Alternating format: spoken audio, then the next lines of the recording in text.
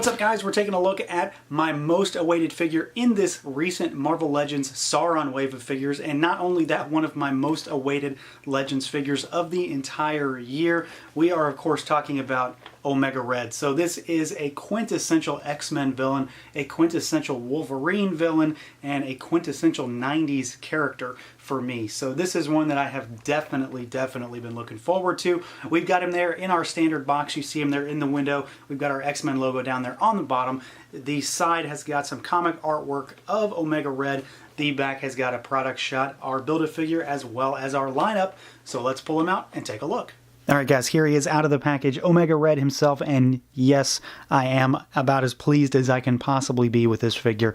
So you're going to hear me gush about this guy for sure, but after this review, if you're interested in snatching one up for yourself, and I'm sure you are, head on over to Big Bad Toy Store. I will put a link down below. But let's check out Articulation on this guy because we are talking about a lot of new stuff here, so we definitely have got to move him around and see how he works. So this guy is on a new body, and it is pretty sweet. I'm really happy with it. He's got butterfly joints, and I say it pretty much every time. I really like those. They make for some very dynamic posing with figures that actually need it. And Omega Red, despite being such a big guy, it really helps him and it really works well. So the head can swivel side to side, up and down, a little bobble. The hair is going to get in the way and he's going to hit these shoulder pads. And what you might experience is that the shoulder pads might pop out. They actually peg into the shoulders, into the traps. So if you move them fast enough, that's what I did the first time I moved his head. It popped one of them out. It just pegs back in. But it's just something to take note of, that you might want to move the head up and around to maybe get him a downward looking position. Rest the hair on the back of those pads or something like that. Arms can go out. They can, of course, go all the way around, but you are obviously going to hit those shoulder pads. We have got those butterfly joints, so he can move his arms in and out, which affords some great inward mobility. Not as much on the back. I mean, it definitely lets him move his arms all the way out, but I feel like this is where you really want that motion to be, and it works very well. We have got a bicep swivel. We've got double jointed elbows, and unfortunately it doesn't work all that well for this guy because he has these huge shoulder pads. So you might see in different figures down the road that utilize this body that this works better, get better than 90. So the capability is there, but there's just more plastic in the way. We have got rotating and hinged wrists. So pretty standard stuff there. We got an ab crunch. You go backwards, forward, and then we have got a waist twist. Legs go out about that far, which is pretty decent for a big guy.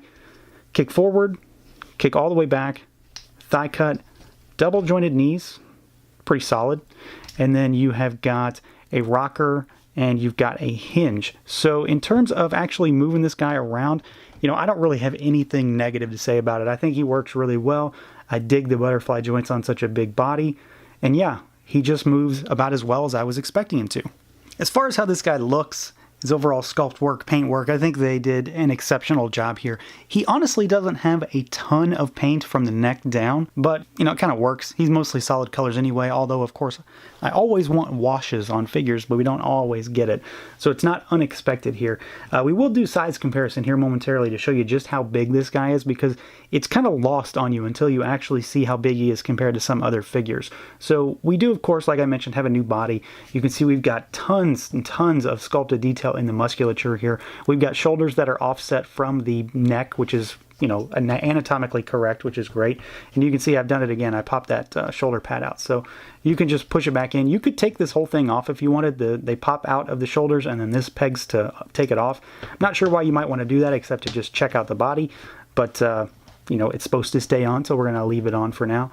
The arms are cast in the white, and then, of course, the forearms are painted. We have got the Omega symbol painted on the tops of the hands, and these are like Colossus-style hands almost, with the kind of ribs around the fingers. You can see we've got the tendril coming out of this hand. We'll talk about those shortly. We've got the plating on the knees that are painted, and then we've got the harness, which is cast in the kind of marbly metallic type plastic, and then the red accents are what's painted on it. So for the most part, there's not a great deal of paint going downwards. There is some silver on his belt as well.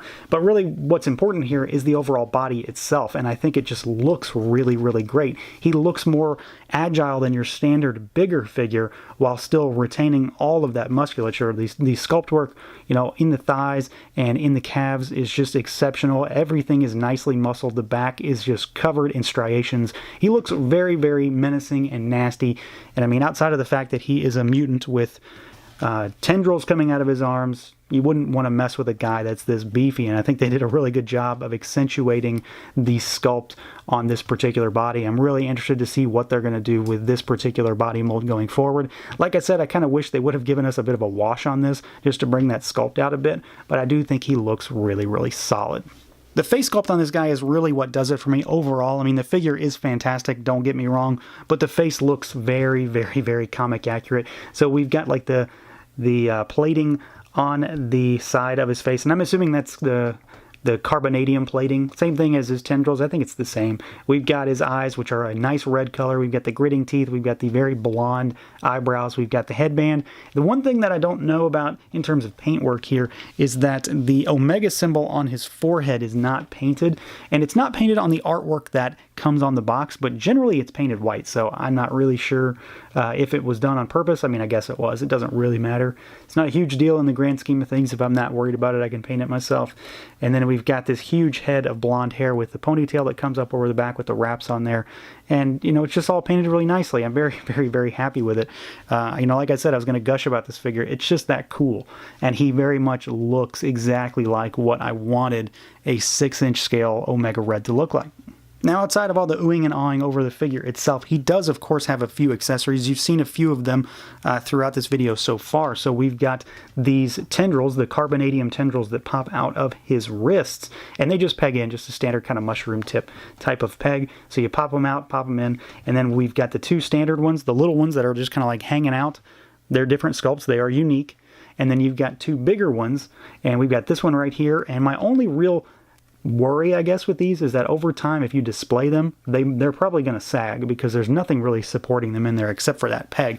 So what you could do is maybe make a display where you've got a character's waist inside of there, and then you've got this one here, and one of Omega Red's kind of key poses was to have somebody's have somebody inside of the tendrils, pulling them on their throat or their waist. So you could pop this around the neck of a character. So I think these are really cool. I'm really glad we have the options.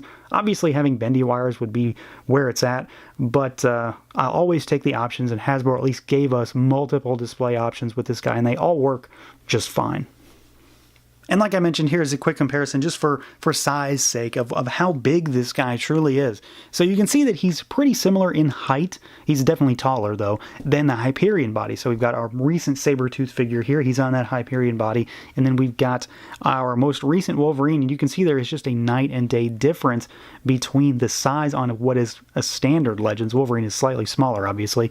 And this guy, I mean, he's just enormous. He's really, really big. Let me take Wolverine aside for a second, and you can kind of see comparatively to Sabretooth, I mean, there is a lot more bulk going on here.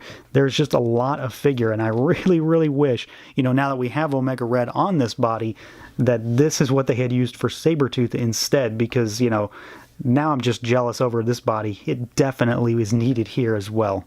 So yeah, at the end of the day, there's a very, very good reason why I was so excited about this figure, and that's not just because I've been a long-time Omega Red fan. This figure is pretty solid in just about every regard. It's easily rivaling Cable for top spot of the year for me. I think I'm in love with just about every aspect of this figure, and I'm really excited to see what they can do with this new body that they've constructed for Omega Red.